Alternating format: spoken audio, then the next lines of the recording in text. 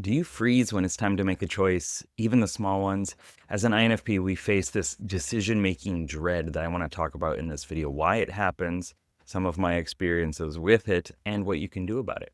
Hey, I'm Matt Sherman. Welcome to Geek Psychology. I help INFPs get over their personality type struggles and learn to love their personality type. And I know that might sound like a stretch, but it is possible. It is something that I've learned how to do, and I've coached and helped many other INFPs do it too. So when we're talking about this decision-making dread, I think of those times when it might sound small to other people, but when I'm like, what do I want to eat today? Where do I want to go?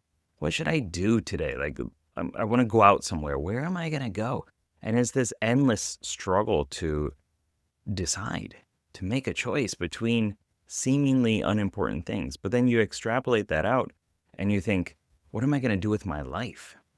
What is my purpose here? Where am I going to go in my future? Who am I going to date and have a relationship with? They're the same questions and they're the same struggles. So one thing that helped me figure this out so that I wasn't just staring at a menu or a metaphorical menu for the whole time and just like, does this feel right? I don't know.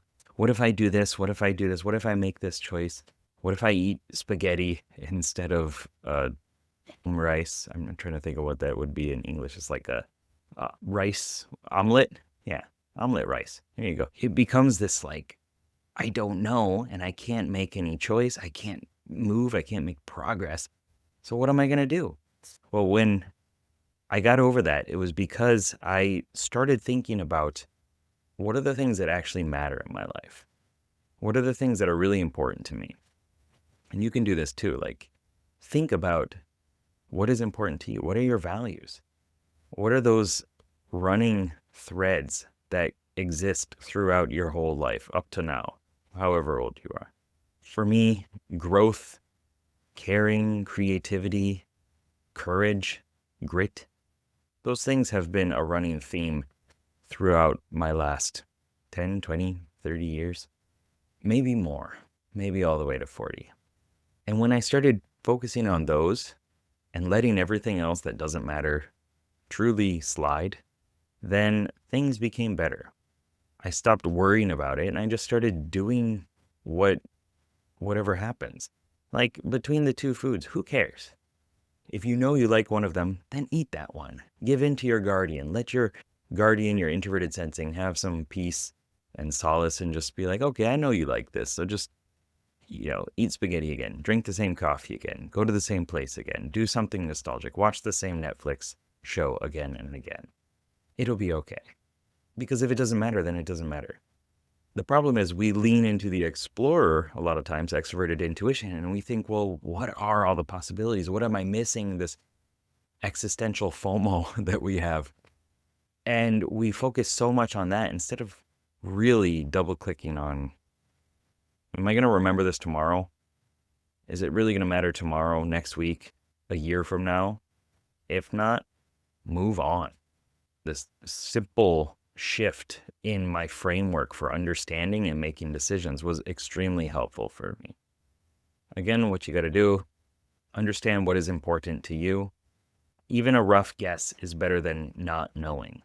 Use that as your North Star for making decisions. Even the little ones, you can look at it and say, does it fit caring, creativity, growth, grit, courage? No. Well, maybe that it doesn't matter. It doesn't need to fit that. And the thing isn't really something that's going to impact my life. Or if it's clashing against that, then do the right thing.